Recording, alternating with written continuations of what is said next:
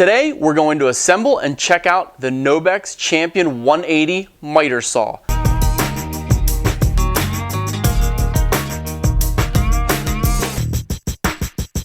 The Nobex Champion 180 is a miter box and miter saw for making a variety of angled cuts. It's got some presets set into the base and you can cut at any angle.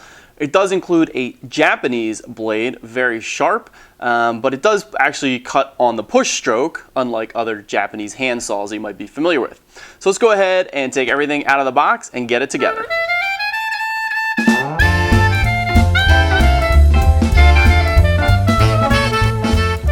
So I've got all the parts now laid out here out of the box. Got the main base, the saw blade, stand, a couple of small bags of some screws and other smaller parts, and a bunch of other larger parts here. There also are assembly instructions. They're not so much instructions as they are a diagram, and that says, put everything together per this diagram. So as I mentioned, there aren't too many parts here. Diagram is in pretty good detail, so I'm going to go ahead and get started and see how it goes.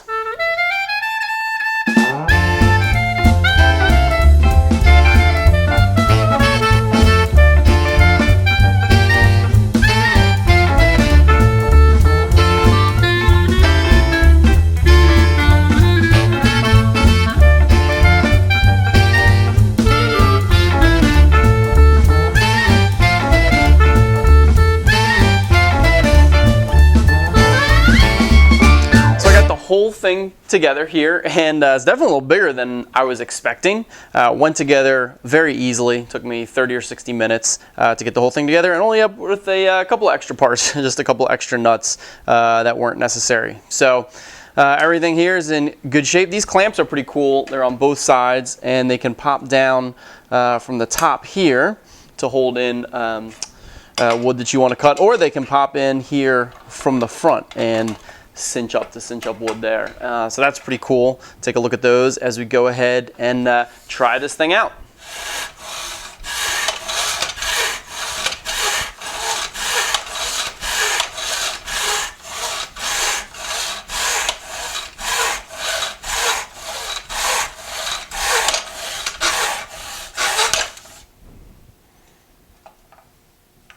So that was cutting through a piece of pine. You could see how smoothly that just went right through that pine. Just a few strokes back and forth, and you can see some of the dust there that comes off of the saw as you're making these cuts.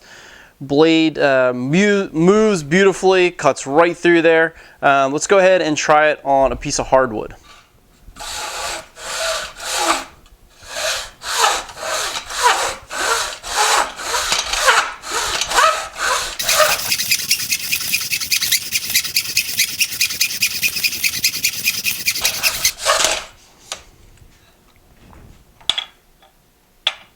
So there we go, cutting through almost 4-inch piece of birch here, and the offcut looks pretty clean actually. The teeth leave a pretty smooth surface.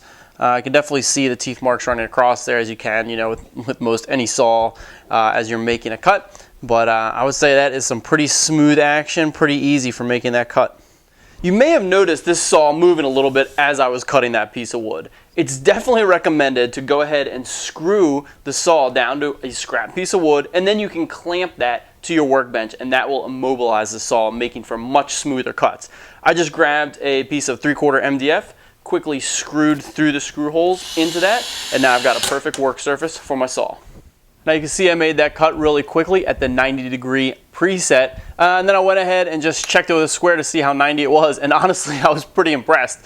I held it up to the light to try to look through, and there's one small gap at the end, probably more to do with my sawing technique, first time using this rather than anything else, but it is straight across and extremely square, so I was really happy to see that. Let me show you a couple other features on this saw. I mentioned that there are clamps either on either side of the blade, and they can be positioned here above to capture your piece of wood or your molding and clamp it down here from above if you've got some kind of profile or whatever. The clamp head rotates a little bit, and it's a rubber head that'll catch kind of no matter where it's hitting. There's a little lever here on the back for releasing the clamp, and you can just push it down and it won't go back out until you release this lever. Now you can also pull this out, release the lever, pull this out, and put it in from the front. Go ahead and put it through here. Oops, other way. Go ahead and put it through like this, and it slides right in. And then again, it won't pull out, but it will slide in, and you just go ahead and cinch up your piece of wood from the front. Again, there are clamps like this on either side of the blade. There's also a depth stop here at the front and at the back of the blade. You can slide this up the bar, lock it down, and then your saw will stop at that location. There's another one there at the back that you can slide up, the exact same knob, slide it up, lock it in place, and then you can set the depth for your cut. There's also a handy extension arm here for supporting longer stock. Slides over and you can just support it. There's also a stop that you can place into that support, and then you can go ahead, lock the knob on the front at the location you want, slide your stock over until it hits there, and then you can make repeatable cuts. The miter saw, of course, sits down here at the bottom, but to get it up for putting in your next piece of wood, there's a handy little stopper here that leaves the saw in the up position. You can slide your stock in, and then you're ready to go ahead and make your cut. Of course, it's not much of a miter saw if you can't cut miters, which of course you can. There are stops here for 12-sided, 8-sided, 6, 5-sided, and all the way at 45 degrees. Simply press in the button, rotate the saw, boom, and it hits the positive stop there. Of course, you can go anywhere in between as well. A cool feature of the Nobex Champion Saw is a park it feature, which allows you to put the saw parallel to the base for easy transport and storage. First, lift the saw off of the rails, and then go ahead and swivel the saw all the way to one side. Lift that off, swivel the saw all the way here to the right-hand side. Then go ahead and run the saw down just on the one front rail here, not on any of the other rails, all the way down. And then this end, which goes on the rails, there's actually a little notch here at the end of the fence, and you just hook that on. Then with the supplied clip, put it over the blade, under the saw, and now you can go ahead and lift up your saw, and everything is for easier transport, easier storage.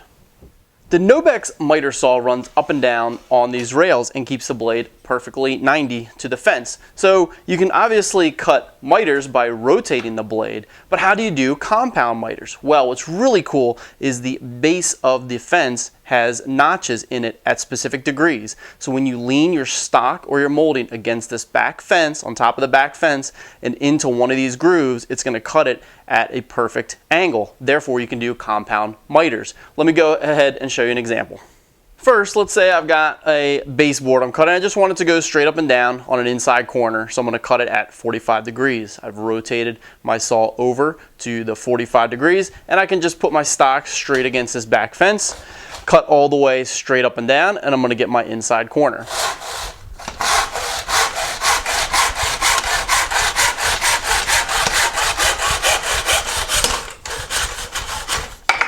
So there's my baseboard, straight up and down off the floor and cut on a 45 degree. But say this is a molding and I want to lean it back at, say, 30 degrees and I want to cut that. That's a compound miter cut. Let's go ahead and make it on this same saw.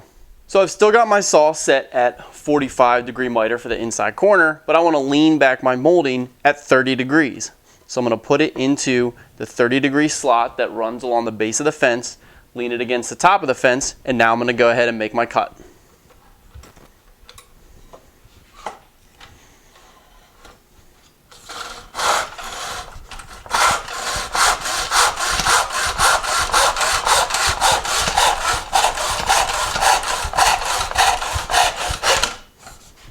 Now here's that cut. This is the piece straight up and down on the floor, and you can see when I lean it back at 30 degrees, that compound miter meets in the corner.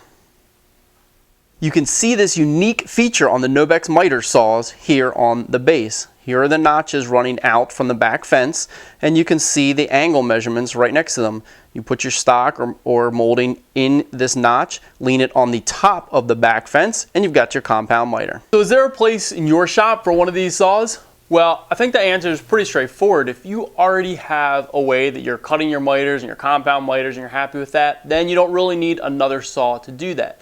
The only thing I would add to that is that these are nice and portable compared to other solutions. So if you often have to work out of your shop, you're doing moldings, you're putting up trim or whatever, these guys create a lot less mess than the powered version, and they're a lot easier for moving around. So that's a great benefit of these saws.